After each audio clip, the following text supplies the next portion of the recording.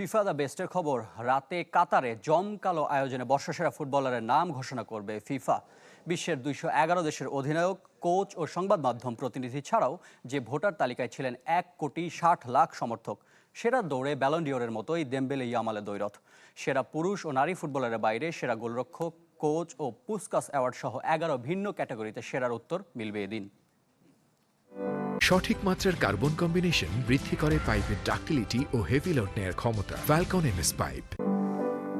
2025 Ballon ডিওরের নিষ্পত্তি হলেও কার হাতে উঠবে মর্যাদার ফিফা দ্য বেস্ট অ্যাওয়ার্ড তা নিয়ে ছিল জল্পনা কল্পনা। অবসান হচ্ছে সে অপেক্ষার। উত্তর মিলবে কাতারের দোহায়। বছর সেরা ফুটবলারের সবশেষ স্বীকৃতি। ভোটের ধরন বিবেচনায় ব্যালন ডিওরের সাথে যার আছে বিস্তর ফারাক। ফিফা সদস্য 211 দেশের অধিনায়ক, কোচ ও সাংবাদিক ছাড়াও এবার সরাসরি ভোট দিয়েছেন বিশ্বের 16 মিলিয়ন ফুটবল প্রেমী। বিখ্যাত ফেয়ারমন্ট কাতারা হলে বর্ষসেরা পুরুষ ও নারী ফুটবলার ঘোষণা করবে ফুটবলের সর্বোচ্চ সংস্থা। গালা ডিনারে অংশ নেবে 800 অতিথি, যে তালিকায় আছেন ফিফা সভাপতি, কাউন্সিল সদস্য, সাবেক ফুটবলার।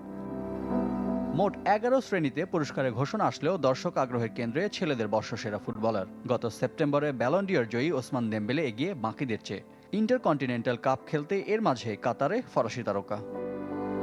ব্যালন ডিওরের মতোই এই আয়োজনের সেরা দৌড়ে দেমবেলের সাথে উচ্চারিত হয়েছে বার্সা তারকা লামিন ইয়ামালের নাম। তবে স্প্যানিশ গণমাধ্যমের খবর, কাতারে আসেননি ইয়ামাল বা বার্সেলোনার কেউই।